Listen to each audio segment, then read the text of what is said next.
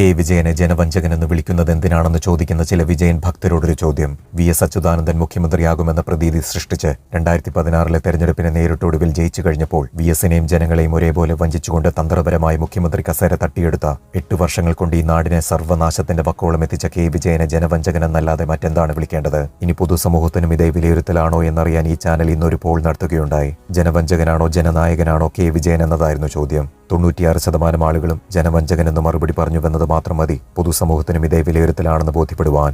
ഇയാളെ എന്തുമാത്രം ജനങ്ങൾ വെറുക്കുന്നുണ്ട് എന്നതിന്റെ തെളിവാണ് കഴിഞ്ഞ ദിവസം ഈ ചാനൽ നടത്തിയ മറ്റൊരു പോളിന് ലഭിച്ച പ്രതികരണം. എക്സിറ്റ് പോൾ ഫലങ്ങളിൽ നിങ്ങളെ ഏറ്റവും സന്തോഷിപ്പിക്കുന്നത് എന്താണെന്ന ചോദ്യത്തിന് 83% ആളുകളും LDF വട്ടപൂജ്യമാകുമെന്നുള്ളത് എന്ന് മറുപടി പറഞ്ഞുവെന്നത് മാത്രം മതി ഈ നാടിന്നോളം കണ്ടിട്ടുള്ളതിൽ വെച്ച് ഏറ്റവും വെറുക്കപ്പെട്ട മുഖ്യമന്ത്രിയായി കെ വിജയൻ അധപതിച്ചു കഴിഞ്ഞുവെന്ന് ബോധ്യപ്പെടുവാൻ. ഇനിയും ഇയാളെ പുണ്യപുരുഷനായി കാണുന്നവരോട് പൊതുസമൂഹത്തിന് തോന്നുന്നത് ഒരൊറ്റ വികാരമാണ്, അങ്ങേയറ്റത്തെ പുച്ഛം മാത്രം.